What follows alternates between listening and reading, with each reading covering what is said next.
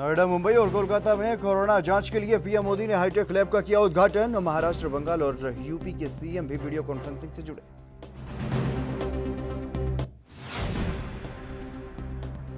कांग्रेस नेता प्रियंका गांधी ने फिर साधा योगी सरकार पर निशाना। यूपी में हर दिन बन रहे गुंडा राज के नए रिकॉर्ड, बढ़ता जा रहा है जंगल राज।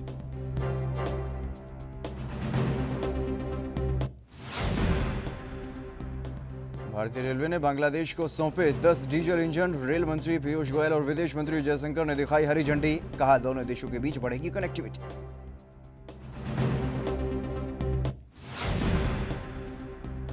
राफेल के इंतजार में अंबाला एयरबेस कैंप फ्रांस से हो चुके हैं रवाना। 29 जुलाई को हरियाणा के अंबाला में होगी लैंडिंग।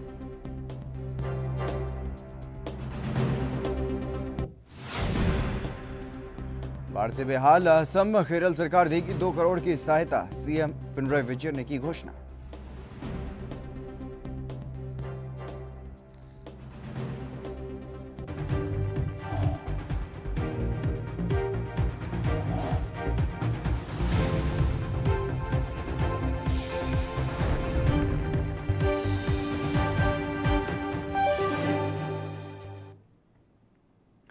नमस्कार, एएनपी न्यूज देख रहे हैं आप और मैं हूं आपके साथ हितेंद्र। प्रधानमंत्री नरेंद्र मोदी ने वीडियो कॉन्फ्रेंसिंग के जरिए नोएडा, कोलकाता और मुंबई में आईसीएमआर की 3 नई लैब्स का उद्घाटन किया है। और इस दौरान केंद्रीय स्वास्थ्य मंत्री डॉक्टर हर्षवर्धन के साथ साथ तीनों राज्यों के मुख्यमंत्री, यूपी के सीएम योगी आदित्यनाथ, महाराष्ट्र के मुख्यमंत्री उद्धव ठाकरे और पश्चिम बंगाल की सीएम ममता बनर्जी भी मौजूद रही। इस दौरान पीएम मोदी ने अपने संबोधन में क्या कुछ कहा है, आपको सुनवाते हैं।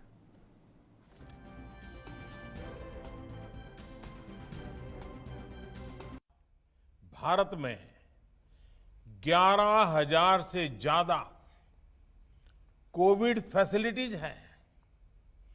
11 लाख से ज्यादा आइसोलेशन बेड्स हैं। साथियों, जनवरी में हमारे पास कोरोना के टेस्ट के लिए जहां मात्र 1 सेंटर था, आज करीब 1300 लैब्स पूरे देश में काम कर रही है। हमें मिलकर नया हेल्थ इंफ्रास्ट्रक्चर तैयार करना ही है, जो हमारे पास गांव-गांव में सरकारी और प्राइवेट डिस्पेंसरीज हैं, क्लिनिक हैं, उनको ज्यादा सक्षम भी बनाना है। ये हमें इसलिए भी करना है ताकि हमारे गांवों में कोरोना से लड़ाई कमजोर न पड़े। अभी तक गांवों ने इसमें बहुत अच्छा प्रदर्शन किया है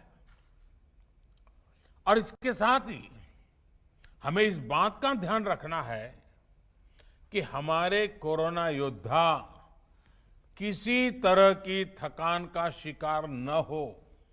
जब तक कोई प्रभावी दवा या वैक्सीन नहीं बनती, तब तक मास्क, 2 गज की दूरी, हैंड सैनिटाइजेशन की हमारा एकमात्र विकल्प है। एक प्रकार से एकमात्र हथियार है। हमें खुद भी बचना है और घर में छोटी बड़ी आयु के सभी परिजनों को भी बचाना है। कांग्रेस महासचिव प्रियंका गांधी ने ट्वीट कर एक बार फिर से सीएम योगी पर हमला बोला है। प्रियंका गांधी ने सवालिया लहजे में यह कहा है कि क्या यूपी के मुखिया ने खबरें देखना छोड़ दिया है? क्या गृह विभाग में बैठे लोगों के सामने ये खबरें नहीं जाती? उन्होंने आरोप लगाया है कि यूपी में हर दिन गुंडा राज के नए रिकॉर्ड बन रहे हैं और सीएम के गृह क्षेत्र में अपहरण की घटना घटी है, कासगंज में हत्याकांड, लेकिन दिखावे के लिए कुछ ट्रांसफर के अलावा और कुछ नहीं होता है और जंगल राज बढ़ता ही जा रहा है।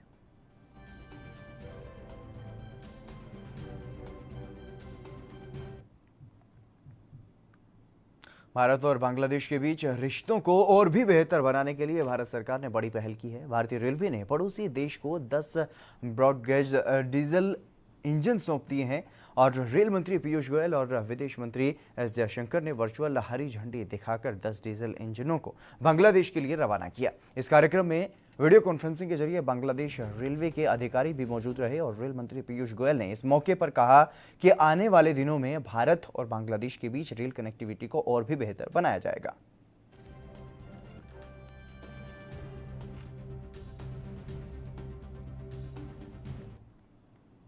भारत चीन सीमा पर तनातनी के बीच फाइटर प्लेन राफेल के फ्रांस से अंबाला के लिए उड़ान उन्होंने भर ली है और ऐसे में अंबाला एयरबेस भी अब राफेल के स्वागत के लिए पूरी तरह से तैयार है। इसी बीच अंबाला एयरबेस को लेकर के सुरक्षा के बंदोबस्त भी कड़े कर दिए गए हैं और अब अंबाला एयरबेस के 3 किलोमीटर के दायरे को नो ड्रोन जोन घोषित कर दिया गया है। बता दें कि लड़ाकू विमान राफेल की तैनाती चीन सीमा से लगभग 300 किलोमीटर दूर अंबाला एयरबेस में की जाएगी।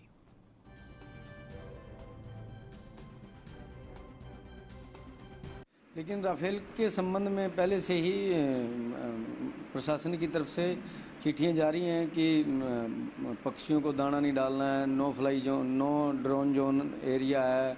और पहले भी आपको पता है कैंट एरिया तो वैसे ही सेंसिटिव है, इसलिए वहाँ पे ड्रोन तो वैसे ही अलाउड नहीं है। तो इसके लिए जो है वो जो खास तौर पे जो फोटोग्राफर्स हैं और जो ड्रोन यूज करते हैं उनको हिदायत दी गई है? नहीं, वो तो पहले से ही इस संबंध में हिदायत, यदि कोई उसकी वायलेशन करेगा तो उसके खिलाफ अभियोग भी अंकित होगा।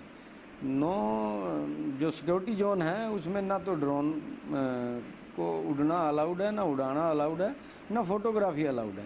ये आर्मी और एयरफोर्स दोनों की तरफ से पहले भी चिट्ठियाँ जारी हैं और डिस्ट्रिक्ट प्रशासन की तरफ से भी है। और जहाँ तक राफेल के संबंध में है, ये अम्बाड़ा का सौभाग्य है, इतनी बड़ी यहाँ स्क्वाड्रन बनी है और सिक्योरिटी के पॉइंट ऑफ व्यू से पुलिस उसके लिए तैयार है। कर्नाटक के गृह मंत्री बसवराज बोम्मई ने प्रदेश में एक्टिव टेररिस्ट ग्रुप को लेकर के बयान दिया है। गृह मंत्री बसवराज का कहना है कि इस पर कार्रवाई की जा रही है और इसमें 55 लोगों को हिरासत में भी लिया गया है।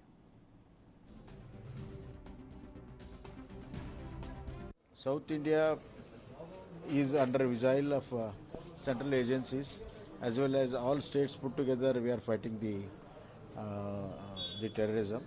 We have busted 2 models, JMB and Al Hind models in 2019 and 20, and we are on constant vigil because they keep on changing the names and sympathizers.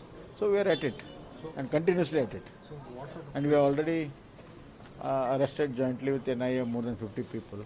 Interrogation is going on.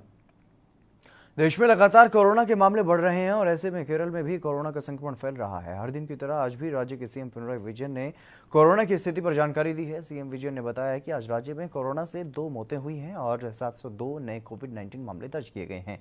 इसके अलावा सीएम ने यह भी बताया है कि केरल में कुल कोरोना के मामलों में अब बढ़ोतरी होकर के 19,727 तक ये संख्या पहुंच गई है और इसके अलावा सीएम ने बाढ़ से बेहाल असम को 2 करोड़ रुपए देने की घोषणा भी की है।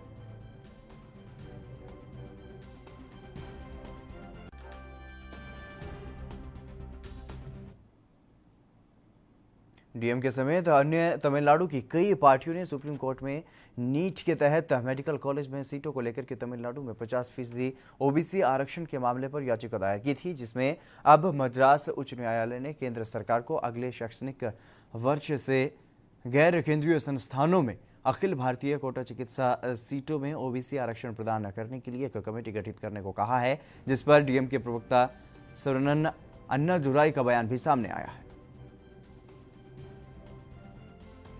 It is a historic verdict in the sense that it is recognized that the rights of reservation for the other backward communities is a constitutional right, and it is directed the central government to enact laws to ensure that the OBCs get those reservations in the All India quota. In that way, this is a historic judgment and it is a big victory for our party, for our leader Mr. M.K. Stalin and the legal wing, which was instrumental in fighting this. And this is not the first time we are doing this. We have been raising this issue consistently for the last 3 years. Congress नेता P Chidambaram ने राजस्थान की राजनीति पर प्रतिक्रिया दी है। कांग्रेस की press conference के दौरान बोलते हुए उन्होंने कहा है कि जनता देख रही है, अपने आप जवाब मिल जाएगा। और इसके अलावा क्या कुछ कहा है उन्होंने, आपको सुनवाते हैं। See, every home minister has 2 roles. One is he's home minister, another is he's the leader of the party. In this case, you know who is the home minister. So I don't know which face. Rajasthan के सियासी घमासान में एक नया मोड़ आ गया है। राज्यपाल कलराज मिश्र को हटाने के लिए राजस्थान हाईकोर्ट में एक जनहित याचिका दायर की गई। यह याचिका एडवोकेट शांतनु पारीक ने दायर की है और याचिका कैबिनेट नोट के बाद भी विधानसभा का सत्र नहीं बुलाने से जुड़ी है। एडवोकेट शांतनु ने राज्यपाल पर संवैधानिक सिद्धांतों के उल्लंघन का आरोप लगाया है। मैं इनेक्शन के पार्ट पे, मैं जनरल इनेक्शन के ऊपर आ रहा हूँ और एक बार मैं एफिडेविट मंगाना चाहता हूँ यूनियन गवर्नमेंट से कि राज्यपाल साहब ने अभी तक क्या क्या किया है, उसके बाद मैं सब जवाब दे दूंगा। पॉइंट टू पॉइंट में जो वायलेशन हुआ है सुप्रीम कोर्ट का मैं पॉइंट आउट करके दिखाऊंगा। और मुझे ऐसा लगता है कि संविधान की परंपराओं को तोड़ने के लिए गवर्नर साहब, ये प्रेसिडेंट साहब को, राज्यपाल साहब को हटाना नहीं पड़ेगा। यूपी के अयोध्या पहुंचे नवागत डीआईजी और एसएसपी दीपक कुमार ने अयोध्या जिले का चार्ज लिया और शहर का जायजा लेने के लिए निकल पड़े। वहीं मणिराम दास छावनी के श्री राम जन्मभूमि तीर्थ क्षेत्र ट्रस्ट के अध्यक्ष महेंद्र नृत्य गोपाल दास से भी उन्होंने मुलाकात की है और मुलाकात करने के बाद मीडिया से मुखातिब होते हुए दीपक कुमार ने कहा कि पीएम की सुरक्षा के मानक के अनुरूप व्यवस्था की जा रही है और अयोध्या में पहले से ही फोर्स रहती है और एसपीजी के साथ मिलकर पीएम के आने की संभावित जगहों को लेकर के व्यवस्था देखेंगे। और बता दें कि 5 अगस्त को भूमि पूजन होना है जिसमें पीएम मोदी शिरकत करेंगे।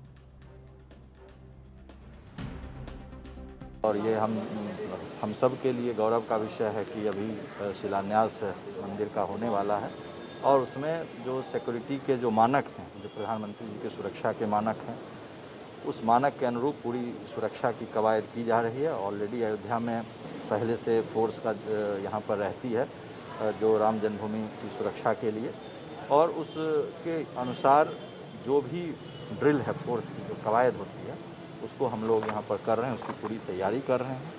और उसके में जहाँ प्रधानमंत्री जी का आगमन की संभावित व्यवस्था है, वहाँ एसपीजी के साथ हम लोग बातचीत करके उस जगह को सुनिश्चित करेंगे। और हमें पूरा विश्वास है कि जो समय आने वाला है 5 अगस्त का, तो उसमें अभी से लेकर 5 अगस्त और उसके आगे तक अयोध्या, जो कि हमारी सप्तपुरियों में से एक है, यहाँ पर किसी तरह की कोई अव्यवस्था नहीं फैले, इसको सुनिश्चित करना हमारी एकमात्र प्राथमिकता। रुड़की में ईद उल अजहा के त्यौहार को लेकर पुलिस प्रशासन बेहद सतर्क है। रुड़की पुलिस ने शहर के सभी धर्मगुरुओं और उलेमाओं की बैठक ली है, जिसमें अधिकारियों से कोरोना महामारी को देखते हुए नमाज में भीड़ और खुले में कुर्बानी न करने की अपील की गई है। सीओ चंदन सिंह बिष्ट ने कहा है कि कोरोना महामारी के चलते देश नाजुक दौर से गुजर रहा है, ऐसे में भीड़ भाड़ न करें और ईदगाह में भीड़ के साथ न पहुंचे। मस्जिद में केवल 5 लोग ही नमाज अदा करेंगे। बहुत इम्पोर्टेंट त्यौहार है और इसे प्रतिवर्ष बहुत ही हर्षोल्लास के साथ मनाया जाता है। इस बार भी कोशिश ये रहेगी कि किसी को कोई परेशानी ना हो, लेकिन इस बार थोड़ा कोरोना की वजह से थोड़ा सा इंस्ट्रक्शन थोड़ा कड़े हैं और जिनका पालन सभी लोगों को करने के लिए आज हमने यहाँ पर एक बैठक बुलाई है, जिसमें सभी मौजूद व्यक्ति जो मस्जिद या ईदगाह से जुड़े हुए हैं वो सभी यहाँ मौजूद हैं। सभी से वार्ता हो रही है और उसके बाद जो भी शासन के और उच्च अधिकारी के निर्देश हैं वो उनको जारी किए जाएंगे और उसी आधार पर ईद की इस बार जो त्यौहार है वो मनाया जाएगा। सर, कोई नमाज का जो ईदगाह में नमाज होती है, तो इस तरह कोई ईद नमाज होगी इस बार? हाँ, ईदगाह और मस्जिद में जो नमाज होगी उसके लिए पहले भी इंस्ट्रक्शन क्लियर है कि उसमें केवल 4 या 5 लोग ही उपस्थित होंगे और बाकी जो सभी लोग अपने घर में पढ़ेंगे। और उसके अतिरिक्त यदि कहीं 4-5 लोग भी आ रहे हैं तो वो भी डिस्टेंस पर रहेंगे, सोशल डिस्टेंस मेंटेन करेंगे। सर, कुर्बानी को लेकर किस तरह का गाइडलाइन की गई है? कुर्बानी को लेकर बहुत स्पष्ट है कि कहीं भी पीठ मार्केट तो लगेगी नहीं, किसी भी पशु की पीठ मार्केट नहीं लगेगी। उसकी वजह से काफ़ी गैदरिंग हो जाती है, जिस वजह से दिक्कतें आएंगी। तो लेकिन किसी सार्वजनिक स्थान पर या खुले स्थान पर कोई भी कुर्बानी नहीं दी। कुर्बानी से मुताल्लिक और नमाज़ों से मुताल्लिक हिदायत दी गई है। नमाज से मुताल्लिक वही जो ईद की नमाज में ईद उल फित्र में था कि 5 आदमी जो है ईदगाह में नमाज़ पढ़ें और 5-5 आदमी ही मस्जिदों में नमाज़ पढ़ें। और कुर्बानी से मुताल्लिक हिदायत यही दी गई है कि भाई मुकम्मल सफाई सुथराई के साथ, एहतमाम के साथ कुर्बानियाँ की जाएं, आम रास्तों पर ना की जाएं, खुली जगहों पर ना की जाएं। ऐसे जहाँ कुर्बानी हो वहाँ पर्दे का इंतज़ाम और एहतमाम किया जाए। उसकी जो आलाइश हैं, गंदगी हैं, उनको आम रास्तों पे न डाल दिया जाए। जिससे कि वो सड़ने लगे, ताफून पैदा हो जाए, बदबू फैलने लगे, लोगों को तकलीफ हो। आम रास्तों पर न डाला जाए, नालियों में न डाला जाए, बल्कि नगर पालिका की जो गाड़ियां जाती हैं उसी में उन तमाम चीज़ों को डाल। ऊधम सिंह नगर जिले के सितारगंज में कोरोना संक्रमण के बढ़ते मामलों ने प्रशासन में हड़कंप मचा दिया है और ताजा मामले में एक बार फिर से containment zone ward number 5 Sitarganj से 41 लोग कोरोना पॉजिटिव पाए गए हैं, जिसके बाद प्रशासन सभी संक्रमित लोगों को कोरोना केयर सेंटर रुद्रपुर से आइसोलेट कराने को लेकर के जुट चुका है। और वहीं हम आपको बता दें कि पूर्व में भी एक आशा कार्यकर्ता की कोरोना पॉजिटिव निकलने के बाद जहां सितारगंज के वार्ड नंबर 5 को कंटेनमेंट जोन बनाया गया था, वहीं 21 तारीख को स्वास्थ्य विभाग द्वारा 98 लोगों की सैंपलिंग में से 32 लोग कोरोना पॉजिटिव पाए गए थे, जबकि 22 तारीख को ली गई 111 लोगों की सैंपलिंग रिपोर्ट में 41 लोग फिर से कोरोना पॉजिटिव पाए गए हैं और जिसके बाद से सितारगंज नगर में हड़कंप मचा हुआ है। 41 लोगों के पॉजिटिव होने की, संक्रमित होने की रिपोर्ट प्राप्त हुई है और इन सभी को अभी मेरी एसडीएम साहब से बात हुई है तो उनके अथक प्रयासों से अभी वाहन की व्यवस्था हो जाएगी और इन्हीं सारे लगभग 41 लोगों को, 41 लोगों को रुद्रपुर कोविड केयर सेंटर भेजने की व्यवस्था की जा रही है। आगे जैसे भी डायरेक्शन प्राप्त होंगे, जैसे भी निर्देश प्राप्त होंगे, उसके हिसाब से कार्रवाई की जाएगी। तो 22 तारीख की रिपोर्ट है, जो रिपोर्ट प्राप्त हुई है 22 जुलाई की रिपोर्ट प्राप्त हुई। और सर में अधिकांश निगेटिव थे, जो 22 जुलाई की है ये वो रिपोर्ट है और इसी के क्रम पर ये कार्रवाई की। विकासनगर में कालसी चक्राता मोटर मार्ग बंद होने से लोगों को काफ़ी दिक्कतों का सामना करना पड़ रहा है और लगातार बारिश के चलते रास्ते पर भारी भूस्खलन होने से फल और सब्जी से लदे सैकड़ों वाहन रास्ते में ही फंस गए हैं। वहीं फल और सब्जी के खराब होने का खतरा भी बना हुआ है। पहाड़ी क्षेत्र में लगातार बारिश हो रही है और जजरेड़ पहाड़ी से लगातार भारी पत्थर भी गिर रहे हैं। ऐसे में वाहनों की लंबी कतारों में फंसे लोगों को अपनी जान और माल का खतरा भी बना हुआ है और वहीं लगातार बारिश के चलते जेसीबी मशीनों को भी ऊपर से आ रहा मलबा हटाने में भी काफ़ी दिक्कतों का सामना वहां पर करना पड़ रहा है।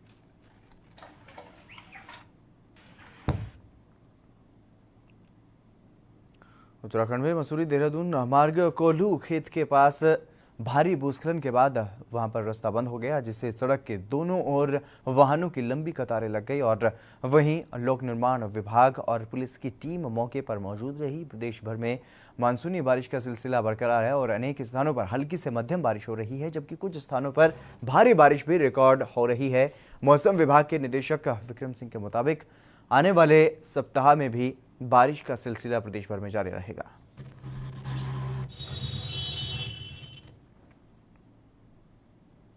पहाड़ों में बारिश ने किस कदर कहर बरपाया हुआ है, इसका अंदाजा आप इस खबर से लगा सकते हैं। सीमांत क्षेत्र पिथौरागढ़ में लगातार जारी बारिश लोगों के लिए काल साबित हो रही है और यहां पर मुंशियारी के धामी गांव में बीती रात एक भूस्खलन में मकान ढह गया और बारिश के साथ आया सैलाब मकान को अपने साथ बहा कर ले गया।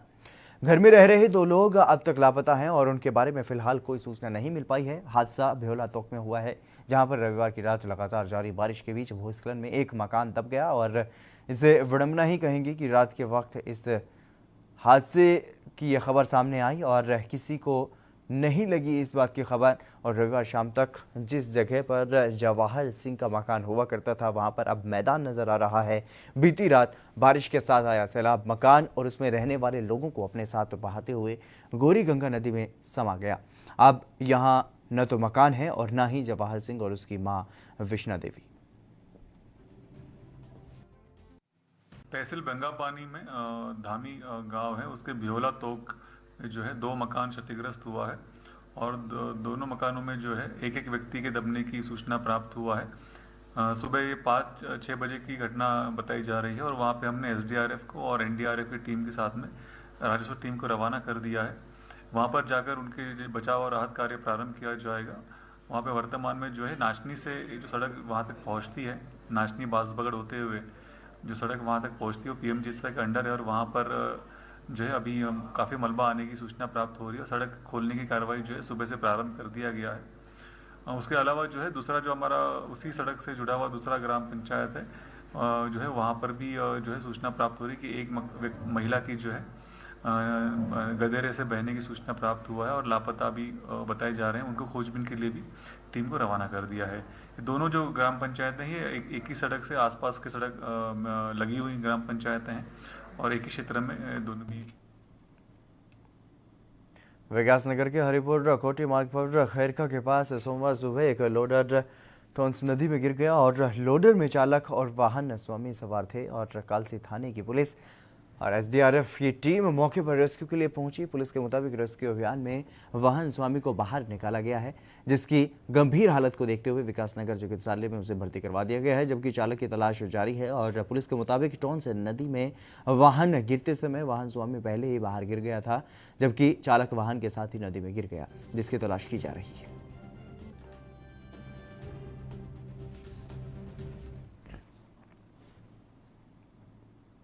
बसपा के 6 विधायकों के कांग्रेस में विलय के खिलाफ भाजपा की पिटीशन खारिज हो चुकी है और आपको बता दें कि मामले में बीजेपी विधायक मदन दिलावर ने ये याचिका दायर की थी और बसपा ने हाईकोर्ट में अर्जी देकर बीजेपी विधायक दिलावर की याचिका में पक्षकार बनाए जाने की मांग की, जिसे खारिज कर दिया गया है। और इस पर बसपा के प्रदेश अध्यक्ष भगवान सिंह बाबा का बयान सामने आया है और क्या कुछ कहा उन्होंने, आपको सुनवाते हैं। जिस प्रकार का माहौल आज हम लोग फ्रेश याचिका लगाने के लिए उसने कहा है जज ने कि आगे आप अपनी याचिका दायर करें, क्योंकि बहुजन समाज पार्टी के 6 विधायक चुनाव जीत कर आए थे और 6 की 6 को कांग्रेस ने शामिल कर लिया था। तो हम लोग हाईकोर्ट इसलिए आए थे कि आज इन 6 विधायकों की सदस्य समाप्त होनी चाहिए, क्योंकि ये बहुजन समाज पार्टी के विधायक हैं। अब आगे इस विषय में हम लोग माननीय बहन जी से, हाईकमान से इस विषय में चर्चा करेंगे और जो भी निर्देश हमें मिलेगा उस निर्देश के अनुसार काम। भारतीय जनता पार्टी के खिलाफ कांग्रेस राजस्थान के अलावा देश भर में प्रोटेस्ट कांग्रेस की तरफ से किया गया और हरियाणा के पंचकूला में भी कांग्रेस कार्यकर्ताओं ने शांतिपूर्ण प्रदर्शन किया। इस दौरान कांग्रेस नेता रंजीता मेहता ने बीजेपी पर जमकर हमला बोला और रंजीता मेहता ने कहा कि राजस्थान में सब षड्यंत्र के तहत किया जा रहा है। जब बाकी राज्यों में कोरोना पर विधानसभा सत्र बुलाए जा सकते हैं तो राजस्थान में क्यों नहीं। साथ ही ये भी कहा कि बीजेपी सत्ता हथियाने के लिए ऐसा कर रही है।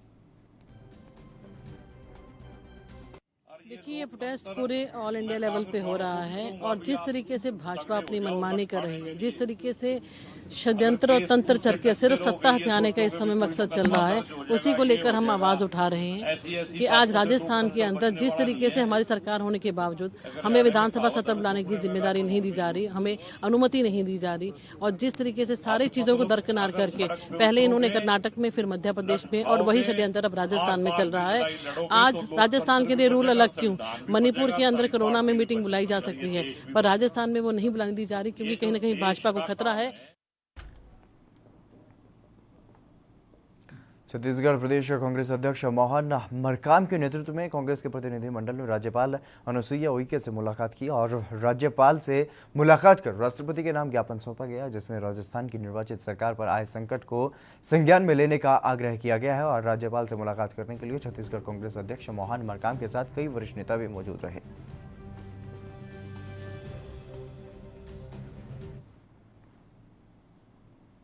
उत्तराखंड श्रीनगर के सुमारी एनआईटी कैंपस मामले में उच्च न्यायालय ने याचिकाकर्ता के पक्ष में फैसला सुनाते हुए सरकार से छात्र हित देखते हुए कैंपस निर्माण करने को कह दिया है।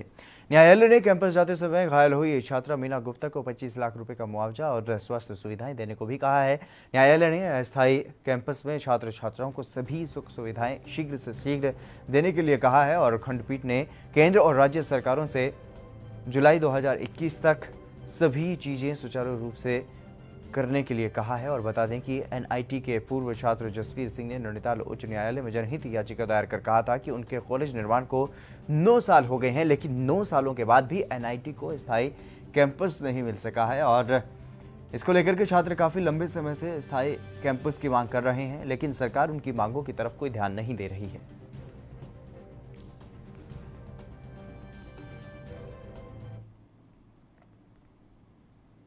मध्य प्रदेश बोर्ड ने 12वीं के परीक्षा परिणाम घोषित कर दिए हैं, जिसमें एक गांव की बेटी ने टॉप किया है। मंदसौर के गांव खिरघट्टी के प्रिया ने 500 में से 495 अंक प्राप्त किए हैं और प्रिया ने जब रिजल्ट देखा तो घर में खुशी का कोई ठिकाना नहीं रहा और पहला स्थान मिलने के बाद परिजनों ने मिठाई भी खिलाई।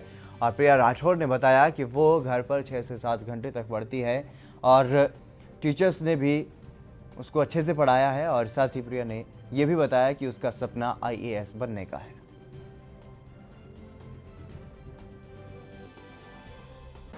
प्रदेश में टॉप करने के लिए मैंने मतलब स्कूल में तो हमेशा हर क्लास में बिल्कुल ध्यान से पढ़ी की, हर सब्जेक्ट में मन लगा के पढ़ी की और स्कूल के अलावा घर पे भी 6 से 7 घंटे पढ़ी की और सारे टीचर्स ने भी हर सब्जेक्ट में सारे डाउट्स क्लियर करे।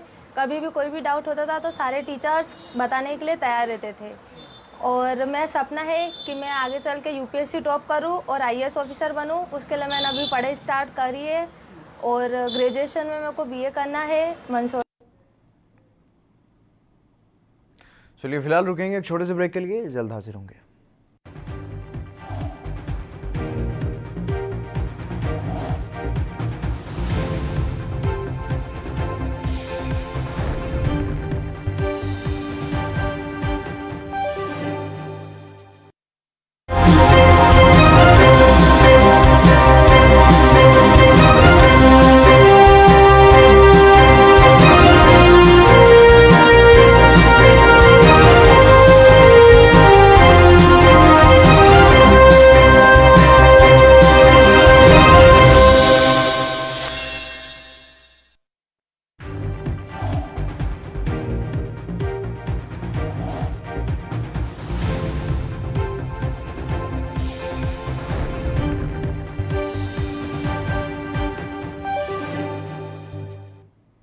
ब्रेक के बाद एक बार फिर से आप सभी का स्वागत है। खबरों में आगे बढ़ेंगे। सोमवार को देहरादून से नई दिल्ली जा रही देहरादून और नई दिल्ली जनशताब्दी एक्सप्रेस की चपेट में आकर एक हाथी के 2 साल के बच्चे की मौत हो गई।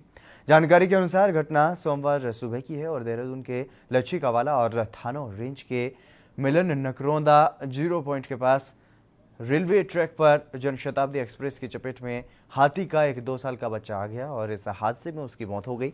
सूचना पर वन विभाग के अधिकारी मौके पर पहुंचे और उधर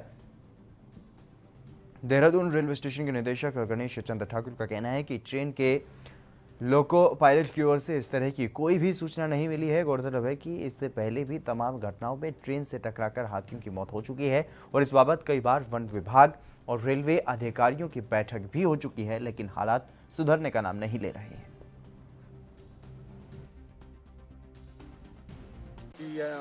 आर पार होते रहते हैं यहाँ पर बिल्कुल इधर, और ये कहीं यहाँ रात को आए थे, बल ये अभी बता रहे हैं कैतुरा जी है ये गांव के, कि रात को उनके खेत में थे ये, तो माँ और बच्चा ये दोनों ही थे और ये सवेरे जो 5:30 बजे के करीब यहाँ से निकल रहे थे, तो इधर से ट्रेन आई होगी कोई, अब न जाने कौन सी आई, तो ट्रेन से इसको टक्कर लगी और यहाँ पर नाला है, ये नाले में बच्चा गिर गया। सर ये बच्चा कितने साल का बताया जा रहा है? ये बच्चा जो है 2 और 3 साल के बीच का है। ठीक ठीक, हाँ 2-3 साल के बीच का है बच्चा। और सर कितने बजे का मामला है? सुबह कुछ अधिकतर 5-5:30 बजे लोग बता रहे हैं, जो स्थानीय लोग हैं। और सर टक्कर कैसी लगी है? मतलब कटा फटा है कुछ या फिर? फटा कुछ नहीं है उसको। मध्य प्रदेश की बैतूल पुलिस ने एडीजे महेंद्र त्रिपाठी और उनके बेटे की मौत के मामले में बड़ा खुलासा किया है। फूड पॉइजनिंग से मौत की बात सामने आई थी, लेकिन जब इस बारे में पुलिस ने जांच शुरू की तो पता चला कि किसी परिचित ने जज को आटा दिया था और उसी आटे की रोटी बनाई गई, जिसके बाद परिवार के 3 सदस्यों की हालत खराब हो गई और छोटे बेटे की हालत में सुधार हुआ है, वो ठीक है, लेकिन एडीजे त्रिपाठी और उनके बड़े बेटे की मौत हो गई है।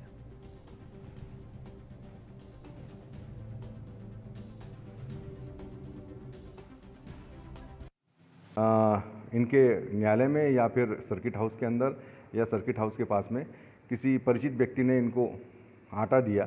वो आटा लेकर के ये घर पे गए और रात में इनकी जो पत्नी है संध्या त्रिपाठी जी, उनने रोटियां बनाई और इन 2 बेटों और इनके पति को खिलाई।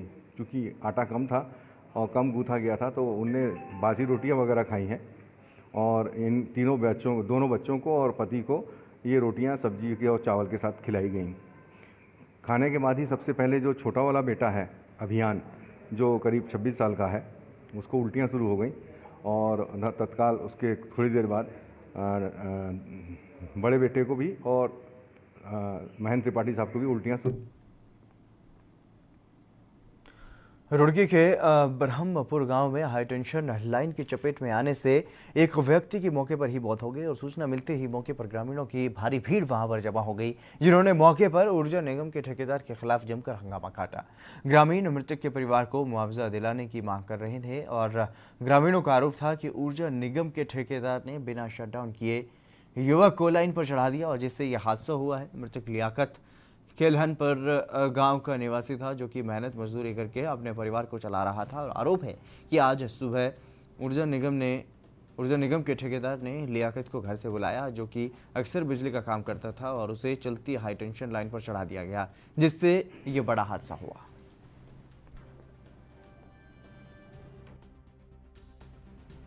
लापरवाही बरती है जी पूरी इसके साथ। 2 घंटे हो गए जी मरे। कैसे हुआ? जैसे जी लाइन पे चढ़ा रखा था इसे, लाइन में था जी, वो दिहाड़ी मजदूरी करा था और वही से चढ़ा जैसे लाइन पर इसका वहीं से बिजली पकड़े इंतकाल। बच्चे है जिसके 6 बच्चे हैं जी, छोटे छोटे। तो एक बड़ा है बाकी? एक बड़ा, बाकी सारे छोटे छोटे हैं जी, 5 बच्चे बच्चों का वो। तो ठेकेदार कौन कर? ठेकेदार का नाम पता नहीं। लियाकत उर्फ सरदार, वो 1-1.5 महीने से इसमें लाइट विभाग में प्राइवेट में काम कर रहा था ठेकेदार के थ्रू। ठेकेदार उन्हें बुलाता था और काम कराता था। आज भी उन्हें बुलाया और काम के लिए लेके आए, और उन्हें बुलाने के बाद यहाँ पे इन्होंने शटडाउन नहीं लिया। ठेकेदार की लापरवाही ये रही और उसे जो था खंबे पे चढ़ा दिया, और जिस खंबे पे चढ़ाया उस पर 3-4 लाइन एक साथ चल रही थी, और एक आध का उसने लिया शटडाउन कर, एक आध वैसे खुली छोड़ दी। जैसे उसका शरीर उससे टच हुआ वो नीचे गिर गया। लगभग 30 फीट ऊपर पिलर पे चढ़ा रखा था उसे, और फिर वो ना ठेकेदार है यहाँ पे, ना कोई एक्शन है, ना जो है। हम उसे यहाँ डॉक्टर के यहाँ लेके गए अनंत फनन में, वहाँ पे डॉक्टर ने उसे मृत घोषित कर दिया गया। फिर उसे लेकर यहाँ पे भी आया, तो यहाँ पे भी हमने मांग की, वो आए नहीं यहाँ पे। ना डॉक्टर वो आया, क्या नाम उसका, ठेकेदार है यहाँ पे, और ना ही कोई एक्शन है, ना जे साहब है, ना लाइनमैन आया, और लाइनमैन ने नंबर ऑफ कर लिया। उधर केलनपुर के ये एक बिजली के पोल में चढ़े थे। बताया जा रहा है कि कोई ठेकेदार इनको लेके गया था। अचानक बिजली आपूर्ति चालू होने से, करंट लगने से इनकी मृत्यु हो गई है। अभी पुलिस द्वारा बॉडी को अपने कब्जे में ले लिया गया है और पंचायतनामा की कार्रवाई की जा रही है। उसके बाद जो भी अग्रिम कार्रवाई होगी होगी। तो भी जैसे ग्रामीणों का आक्रोश देखा जा रहा है, उसमें आपने क्या आश्वासन दिया? ग्रामीणों के द्वारा कहा जा रहा है कि जिस किसी की लापरवाही उसके खिलाफ कानूनी कार्रवाई की जाए, और हम लोग भी उससे इत्तेफाक रखते हैं। जिस व्यक्ति की भी लापरवाही उसमें पाई जाएगी, चाहे किसी विभाग की अथवा किसी ठेकेदार की, उसके खिलाफ कठोरतम कार्रवाई की जाएगी। बिहार के दरभंगा में बाढ़ अपना रौद्र रूप दिखा रही है और जिले के 8 प्रखंडों की 107 पंचायतों को बाढ़ ने अपने आगोश में पूरी तरह से ले लिया है। लोग अपनी जान बचाने के लिए ऊंचे स्थानों पर शरण लेने के लिए मजबूर हैं और माल मवेशी सहित लोग अपने घरों से पलायन कर सड़कों और दूसरे ऊंचे स्थानों पर किसी तरह से गुजर बसर कर रहे हैं। सैकड़ों की संख्या में आसपास के लोग रेलवे लाइन के बगल में और अन्य ऊंचे स्थानों पर शरण लिए हुए हैं, जहां पर लोग काफ़ी कठिनाइयों का सामना कर रहे हैं और न पीने का पानी है और न खाने को उनके पास कुछ है।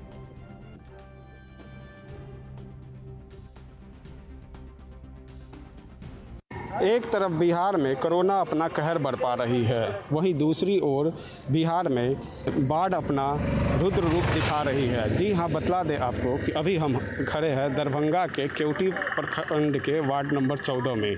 जी अभी हमसे बात करने के लिए कुछ गांव वाले यहाँ मौजूद हैं। आइए इनसे बात करते हैं कि क्या समस्या हो रही है। जी बताइए कि आप लोग कैसे रह रहे हैं बाढ़ में? कैसे रह रहे हैं, देख रहे हैं बाढ़ से डूबा हुआ है। खाने पीने के कोई सामान गिर नहीं मिल रहा है। एक पन्नी दे के चला गया फातमी, उसके बाद जो है तो बोला कि जो है चूड़ा और मिठाई और खाने पीने वाला चावल ही सब भेजवा रहे हैं। अभी तक कुछ नहीं आया है और वैसे ही जो है भूखे मर रहे हैं। क्या करेंगे, पानी घर फंसा हुआ है। जी हाँ, बतला दें कि सरकारी दावा सिर्फ कागजों पर ही सीमित रहती है। अगर बाढ़ पूर्व तैयारी कर लिया जाता, लाखों लोग बेघर नहीं होते, भूखे प्यासे सड़क पे नहीं रहते। वीरेंद्र कुमार, दरभंगा। पंजाब के गुरदासपुर में किसानों ने ट्रैक्टर के जरिए रैली निकालकर केंद्र सरकार के खिलाफ अपना विरोध जाहिर किया है और किसानों की ये रैली केंद्र सरकार की तरफ से पास किए गए खेती ऑर्डिनेंस के विरोध में रही है। और इस दौरान किसानों ने मांग करते हुए ये कहा है कि केंद्र सरकार किसान और मजदूर विरोधी ऑर्डिनेंस को रद्द करे।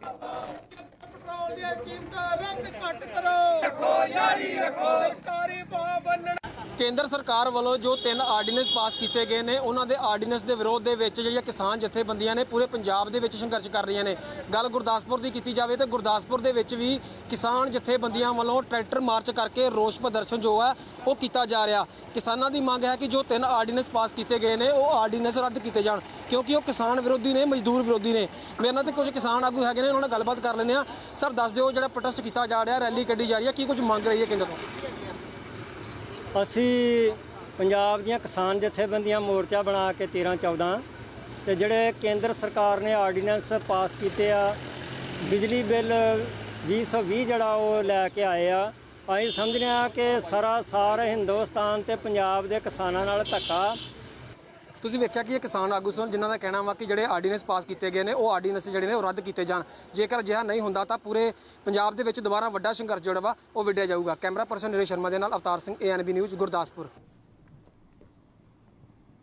बिहार में बाढ़ की वजह से बड़ी संख्या में लोग बेघर हुए हैं और लोगों के लिए सड़कों के किनारे आश्रय बनाए गए हैं।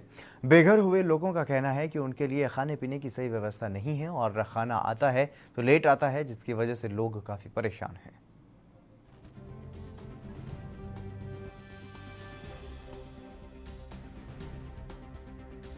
कोई व्यवस्था नहीं, ये पन्नी प्लास्टिक दिया है सब, कोई चीज नहीं। अपना घर से प्लास्टिक, पुरान प्लास्टिक है तो परुक वाला उहे रख के अपना समय निकाल रहे हैं।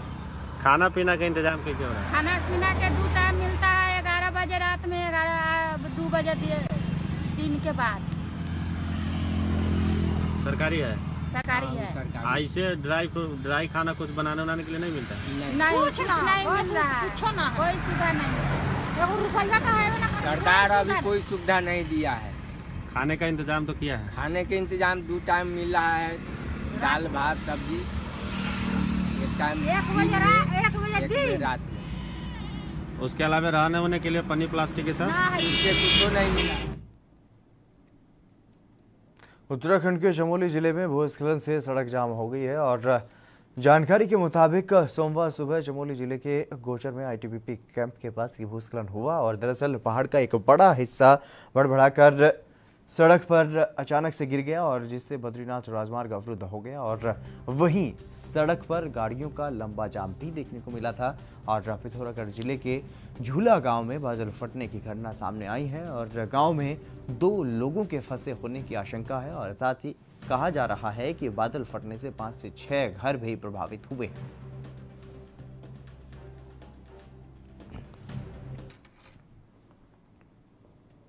यूपी के गोरखपुर से एक बच्चे के अपहरण का मामला सामने आया है और बच्चा बलराम गुप्त पिपराइच के छत्रधारी गांव का रहने वाला बताया जा रहा है और बच्चे के परिवार से अपहरणकर्ताओं ने 1 करोड़ रुपए की फिरौती मांगी है। वहीं इस घटना की सूचना पुलिस को दी गई, जिसके बाद पुलिस ने कुछ लोगों को हिरासत में लेकर पूछताछ शुरू कर दी है।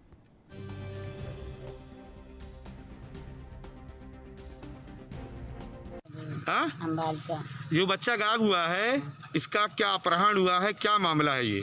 हम लोग अपहरण ही नहीं मानेंगे, जब देखे नहीं है तो अपहरण ही मानेंगे। क्या बजे बच्चा गायब हुआ है? 12 और 1 के बीच में। तो फोन कितने बजे आया था? 3 बजे। उसने क्या कहा फोन करने वाले ने? 1 करोड़ रुपया चाहिए। 1 करोड़। आप क्या करते हैं, आपके हस्बैंड क्या करते हैं? कुछ भी नहीं, एक दुकान ही छोटी सी पान की। अच्छा अच्छा, तो कौन सा थाना क्षेत्र है ये? पिपराइच। तो जो पैसा मांगा 1 करोड़ रुपया, उसने फिर कहा फोन करने के लिए? नहीं तो कुछ भी बताया नहीं, तब से मोबाइल ऑफ किया है। फोन नहीं आया तब से? नहीं। पुलिस क्या कर रही है थाना पिपराइच की? अब पुलिस जो कर रही हमको तो ये पता नहीं, हम तो आप लोग बुलाए हैं तब आए हैं, एक बार और पुलिस बुलाई है तब आए हैं। अच्छा, हमारे आपने घर गाँव में है। अच्छा अच्छा अच्छा, चलिए ठीक। कितना घंटा हो गया आपके बच्चे गायब हुए? मान लीजिए 1-2 बजे के बीच का बात है, तो कितना टाइम होगा जो देख लीजिए। आप अपनी मांग किससे रखती हैं कि आपका बच्चा वापस आ जाए? सबसे मान नहीं रखते हैं, सबका हाथ जोड़ से कि सब कोई प्रयास करे कि मेरा बच्चा मेरे पास आ जाए। अच्छा अच्छा, क्या नाम आपका है? अम्बालिका। अम्बालिका नाम आपका है? विजय लक्ष्मी गुप्ता। अब क्या हुआ आज? मेरे भाई का किडनैप हुआ है। किसने किया है? किसी के पास भी जानकारी नहीं है, बस वो कॉल करके 1 करोड़ रुपया मांगा है। तो आपका भाई कहाँ गया था, कैसे गया, किस कैसे? नहीं गया था, सुबह घर से खाना खा कर आया है, दुकान पर था, दुकान पर से गया, कोई देखा नहीं है। अच्छा, तो आप लोगों ने पुलिस में सूचना दी? हाँ। कितने बजे दिया? हम लोग 3 बजे जाने हैं, पापा के पास कॉल आया था तब 3 बजे तो क्या आप लोगों ने पैसे का इंतजाम किया या पुलिस को दिया, मतलब पुलिस को सूचना देने के बाद उनको पैसा दिया या उनके बताए जगह पे गए आप? नहीं, वो कोई जगह नहीं बताए थे। फिर क्या दोबारा नहीं बताया फोन करेंगे? नहीं, कोई कॉल नहीं किए थे। अच्छा बोले हैं, अगर किसी पुलिस वाले को बताओगी तभी तुम्हारे बेटे को मार। कौन सा थाना क्षेत्र है ये? पिपराइच। कौन सा क्षेत्र, मोहल्ला ये? मिसरौलिया। मिसरौलिया। क्या नाम है आपका? विजय लक्ष्मी। आपका भाई था वो? हिमाचल प्रदेश में कर्मचारियों की मांगें पिछले कई सालों से लंबित पड़ी हुई हैं, जिसके चलते कर्मचारियों ने भी अब जल्द ही जेसीसी की बैठक करवाने के लिए सरकार से मांग रखी है। और कुल्लू में भी राष्ट्रीय राज्य कर्मचारी महासंघ के आह्वान पर डीसी कुल्लू के माध्यम से मुख्यमंत्री को एक ज्ञापन भेजा गया है। जिला कुल्लू मुख्यालय स्थित ढालपुर डीसी कार्यालय में हिमाचल प्रदेश राजपत्रित कर्मचारी महासंघ का एक प्रतिनिधिमंडल डीसी कुल्लू डॉक्टर ऋचा वर्मा से मिला और इस दौरान उन्होंने एक ज्ञापन भी डीसी कुल्लू के माध्यम से मुख्यमंत्री के नाम भेजा।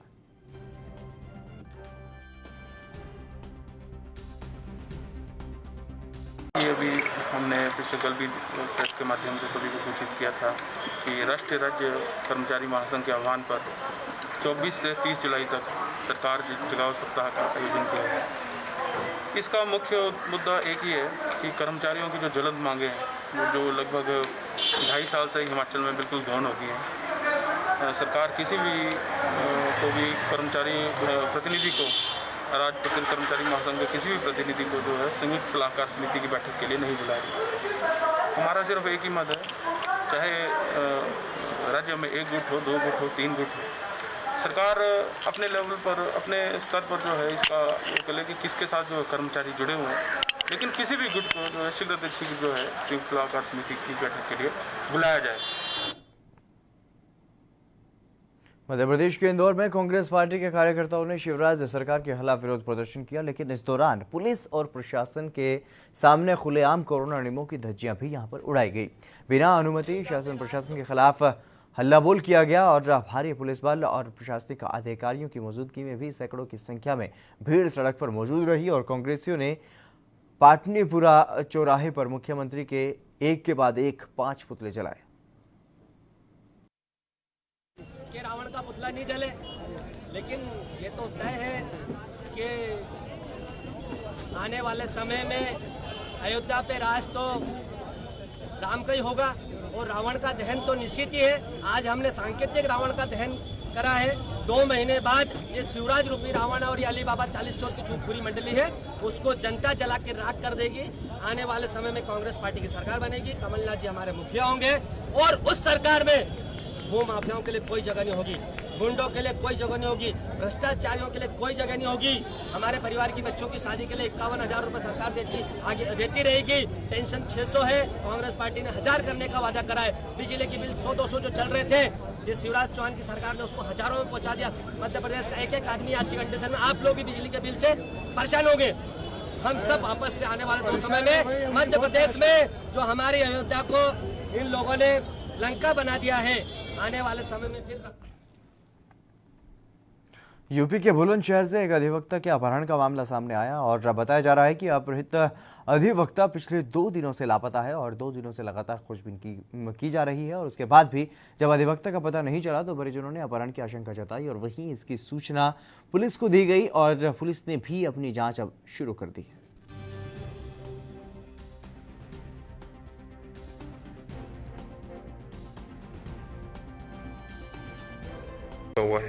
देखिए, बीती रात लगभग 11:15 बजे के आसपास थाने पे एक सूचना आई थी कि धर्मेंद्र चौधरी जो पेशे से अधिवक्ता थे तथा जमीन का काम करते थे, अपने कुछ सहयोगियों के साथ, उनका मोबाइल स्विच ऑफ जा रहा है, घर नहीं पहुंचे हैं। तो तत्काल पुलिस सक्रिय हो गई और स्थानीय लोगों के सहयोग से, उनके परिवारजनों के सहयोग से, जहाँ से निकले थे वहाँ से लेकर सभी संभावित स्थानों पर रात भर छानबीन की गई, तलाश की गई और आज सुबह उसी क्रम में जो है उनकी मोटरसाइकिल लगभग 5-7 किलोमीटर दूर तो उसी थाना क्षेत्र में मिली है। और जहाँ पे मिली है वहाँ से हम लोगों ने डॉग स्क्वाड की मदद से उनके कपड़े जो घर पे थे उसको सुंघा करके जब आगे तलाशने का प्रयास किया तो एक बहुत घना जंगल है जिसके चारों तरफ गन्ने के खेत हैं। इस दिशा में डॉग आया है, हम अभी भी लगभग उसी इलाके में हैं। जितनी मुझ पर तलाश हुई है, मेरे और भाई सब में साथ में सब घूम पूरे नाले वाले सब में घूमा लेके उन्हें, जब कहीं ना मिले हम तो गली में यहाँ पे आए।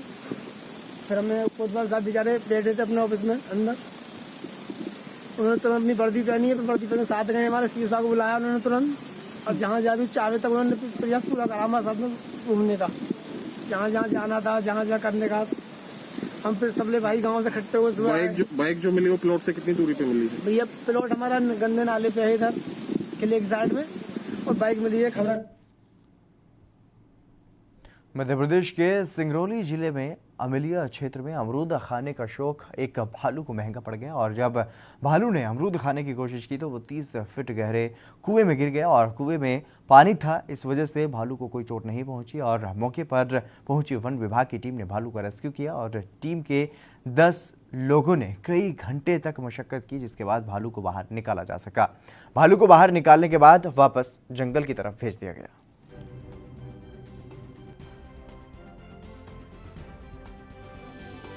एक भालू गिर गया था, जो संभवतः वहाँ पे लगे हुए बांस भेर्रे के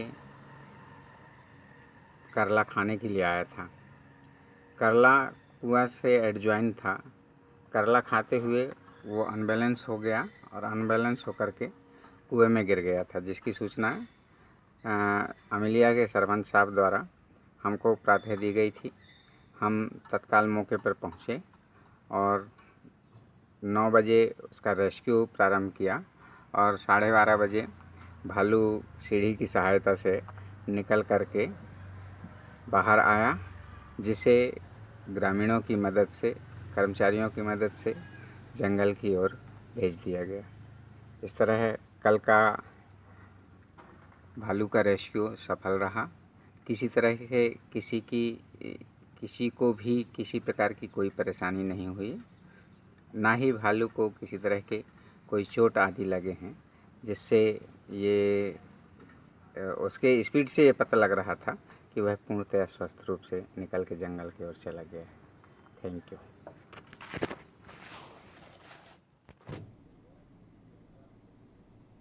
हरियाणा के फतेहाबाद में विभिन्न जिलों के रजिस्ट्री घोटाला मामले को लेकर के प्रदेश सरकार ने शिकंजा कसना शुरू कर दिया है, और जिसके तहत सीएम फ्लाइंग ने फतेहाबाद की तहसील कार्यालय में छापा मारा, और जिससे तहसील कार्यालय में हड़कंप मच गया। बता दें कि लॉकडाउन के दौरान शहर में 100 से 150 रजिस्ट्रियां हुई थी, जिसको लेकर के उस दौरान हुई रजिस्ट्रियों का सारा रिकॉर्ड खंगाला गया। तहसील कार्यालय में छापेमार कार्रवाई की गई है, जिससे वहां पर हड़कंप मचा, और सीएम फ्लाइंग ने यह कार्रवाई की है। दरअसल वहां पर शिकायत मिल रही थी रजिस्ट्री घोटाले को लेकर के। प्रदेश भर से ऐसी खबरें सामने आ रही हैं, जिसके बाद प्रदेश सरकार सतर्क हुई, और इस पूरे मामले में जगह जगह पर अब छापेमार कार्रवाई की जा रही है।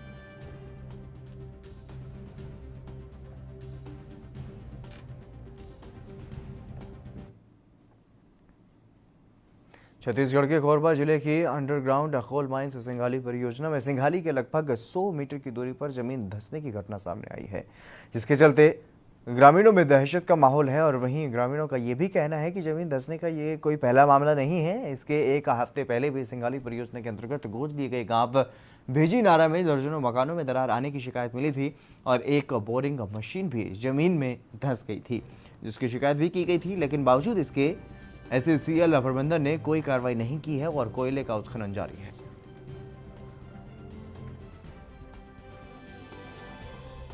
अभी एससीएल जो डिप्रेलिंग करा थे ओकर वजह से हमारे गांव में गड्ढा हो गए कहा। अब ओकर से हम दहशत में हैं, कभी भी हमारे घर भी धंस जाही। हम लोग नींद नहीं आया, देखा घर के बगल धंस गए, गरुआ और कुछ भी जानवर में गिर भी सकत है, गिर भी गए हो, कुछ पता नहीं है। रात के समय में हादसा हो है ना, तो हम तो दहशत में हैं जी, डर में हैं कि हम अब गई घर से कहाँ जाइए। हम लोग लेकर घर के अब कहाँ जाबो। हम नीचे से पूरा डिप्रेन खा रहे हैं। हमारे गाँव में कुछ सुविधा देत नहीं, ना पानी नहीं है, ना बिजली नहीं है, ना सड़क नहीं दे। एससीएल पूरा नीचे लखा रहे हैं। हम अब खेती करे में भी परेशानी होते, खेत में भी पानी सूख जाते। पहले हम जो बहरा वाला धान बोन और भी नहीं बो पाते हैं। हम आजकल खैरा धान भी नहीं हो पाते एक वजह से। आज एससीएल के अधिकारी मन आपन के पास आ रही का आश्वासन देके एससीएल के अधिकारी मन आ रहे, हम तो मिल भी नहीं पान, भाग गई से मन देख के कहाँ मेरे खुद आए और देखी सो भागते बनी से, हमारे साथ कुछ बातें चीत नहीं करी से। कोरोना महामारी के दौरान कोरोना योद्धा दिन रात काम कर रहे हैं। ऐसे में एक बार फिर से पीजीआई प्रशासन सवालों के घेरे में नजर आ रहा है। दरअसल N95 मास्क की कमी एक बार फिर से देखने को मिल रही है, जिसके बारे में पीजीआई नर्सिंग स्टाफ ने आरोप लगाया है कि सभी जगह पर मास्क की व्यवस्था नहीं है। इसको लेकर के पीजीआई नर्सिंग स्टाफ 3 दिन की हड़ताल पर चला गया है और हालांकि इस हड़ताल के दौरान कामकाज जारी रहेगा और नर्सिंग स्टाफ अपनी वर्दी पर काले बैज लगाकर साइलेंट प्रोटेस्ट करेंगे। और इस कड़ी में उनका कहना है कि उनकी मांगों पर ध्यान नहीं दिया जा रहा है और जो मासिक वेतन है उसको बढ़ाने की जो प्रक्रिया थी उसे फिर से वापस ले लिया गया है, जिसके चलते वो अपनी मांगों को लेकर हड़ताल कर रहे हैं।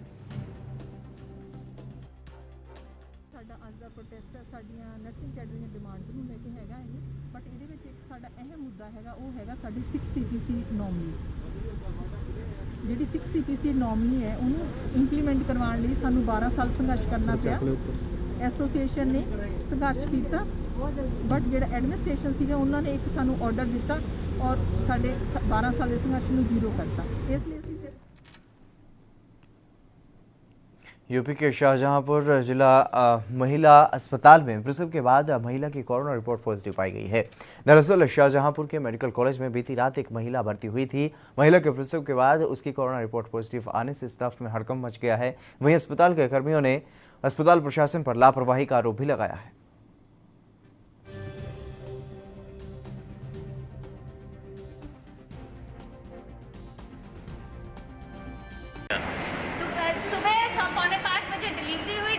पेशेंट वहाँ चला गया, उसके बावजूद भी यहाँ पे कुछ नहीं हो रहा है। 6 बजे रिपोर्ट आ गई। 6 बजे रिपोर्ट आने के बावजूद लेबर रूम खूब आराम से चल रहा है। ना ही यहाँ पे कोई अधिकारी आया देखने के लिए। हम लोग फोन भी कर रहे हैं, तब भी किसी ने कोई हमारी सुधि नहीं ले रहा है कि हम लोग क्या करें। अब ये कहा जा रहा है कि PPE किट पहन के हम लोग डिलीवरी कराएं। अब प्लास्टिक का एप्रन पहन के हम लोग कैसे डिलीवरी इतनी गर्मी में करा सकते हैं। लेकिन इस समय तो कोरोना निकला तो PPE किट का सवाल ही नहीं उठता। लेबर में फैन भी ढंग के नहीं है, फैन भी बहुत हल्के चलते हैं। तो इस समय जो कोरोना निकला है किसके निकला है? एक पेशेंट सितारा नाम की उसको निकला है। जो जब पेशेंट के कोरोना निकला तो उस समय स्टाफ में मौजूद है, तो इन्होंने स्टाफ के आपने क्या इन्होंने करा, देखा नहीं देखा? हम लोग को इसके बारे में कुछ नहीं पता। हमारे पास फोन आया कि ऐसी बात हुई है कोरोना पेशेंट की। दिल्ली के सदर बाजार इलाके के तेलीवाड़ा में खिलौनों की दुकान में अचानक से आग लगी और बताया जा रहा है कि सुबह जब दुकान खोली गई तो शॉर्ट सर्किट हुआ और उसके बाद आग बढ़ गई। बता दें कि आग गली पहिए वाली इलाके में बनी दुकान में लगी थी और जिसके पीछे गोदाम था और पूरा गोदाम जलकर खाक हो गया। वहीं बिल्डिंग का कुछ हिस्सा भी गिर गया, जिसके बाद आसपास के इलाकों को खाली करवाया गया और वहीं दमकल की 11 गाड़ियों ने मौके पर पहुंचकर आग पर काबू पाने की कोशिश की और गनीमत रही कि आग लगने से किसी तरह की कोई जनहानि वहां पर नहीं हुई। आग मोस्ट प्रोबेबली इलेक्ट्रिकल ओरिजिन है, हाउएवर ये श्योरली नहीं कहा जा सकता अंटिल इसका फोरेंसिक इन्वेस्टिगेशन है। कितनी गाड़ियाँ लगी थी और कितना आग बुझाने में कितना टाइम दिक्कतें? करीब 10 के इंडस्ट्रियल एरिया है तो दिक्कतें जरूर आई होंगी। नहीं, यहाँ इंडस्ट्रियल नहीं है, बेसिकली यहाँ स्टोरेज है और जो बिल्डिंग्स हैं वो काफ़ी पुरानी हैं, बहुत ही ज़्यादा ओल्ड स्ट्रक्चर्स हैं और mostly more than 100 years old है। तो इनका फायर रेजिस्टेंस जो है, फायर लोड बेयरिंग कैपेसिटी जो है वो बहुत कम होता है। आप देख सकते हैं जिस बिल्डिंग में आग लगी है वो भी पार्शियली कोलैप्स हो गया और हमने किसी तरह बैटल करके इसको बुझा तो लिया, लेकिन इन ऐसी फायर्स पे कैजुअलिटी। यूपी के आगरा से एक दिल दहला देने वाली घटना सामने आई है। यहाँ पर एक मां और बेटी ने ट्रेन से कटकर आत्महत्या कर ली है। बताया जा रहा है कि आए दिन घर में लड़ाई झगड़े होते थे और इसी गृह क्लेश के चलते दोनों ने अपनी जीवन लीला समाप्त कर ली। सूचना मिलते ही मौके पर पहुंची पुलिस ने दोनों के शवों को कब्जे में लेकर पोस्टमार्टम के लिए भेजा।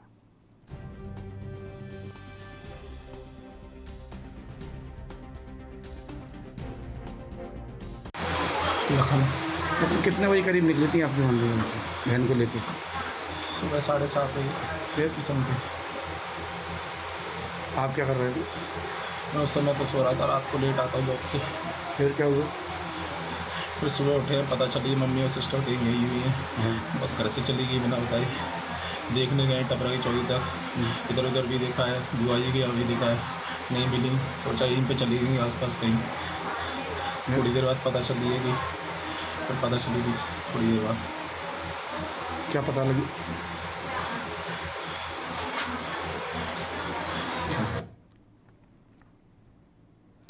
छत्तीसगढ़ के गोरेला पिंजरा मरवाही में कोरोना का संक्रमण लगातार तेजी से फैल रहा है और कोरोना को जिले में 4 नए कोरोना पॉजिटिव वहां पर मरीज पाए गए हैं, जिसमें अपर कलेक्टर अजीत बसंत के चालक और गनमैन एसडीएम मयंक चतुर्वेदी के वाहन चालक और पेंड्रा थाने का एक पुलिसकर्मी भी कोरोना संक्रमित पाया गया है।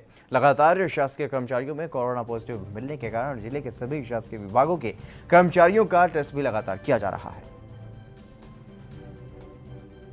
तो लगातार जिस तरीके से कोरोना का कहर पूरे देश भर में बढ़ रहा है और इसी को देखते हुए जिस तरीके से अब जो सरकारी कर्मचारी हैं जो कोरोना काल में भी लगातार अपनी सेवाएं दे रहे हैं, उनमें भी अब कोरोना की पुष्टि होने लगी है। और ऐसे में छत्तीसगढ़ के पेंड्रा से यह खबर सामने आई है, जहां पर जिला कलेक्टर के दफ्तर में ही कोरोना ने दस्तक दे दी है और कई लोगों में कोरोना की पुष्टि हुई है, जिसके बाद से लगातार वहां पर हड़कंप मचा हुआ है और जितने भी सरकारी कर्मचारी हैं लगभग सभी का कोरोना टेस्ट वहां पर करवाया जा रहा है। जो भी अपनी सेवाएं दे रहे हैं फील्ड में, उन सभी का भी कोरोना टेस्ट करवाया जा रहा है।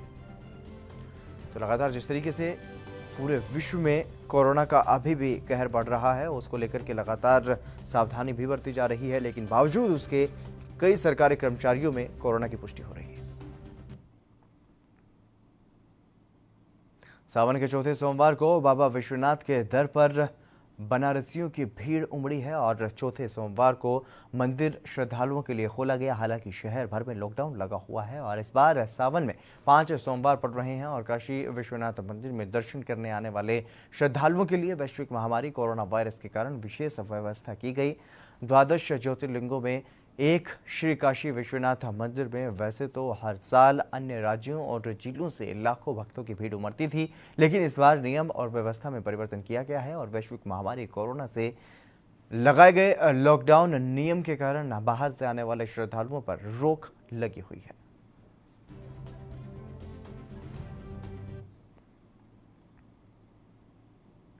चलिए फिलहाल मेरे साथ खबरों में बस इतना ही। दीजिए इजाजत। नमस्कार।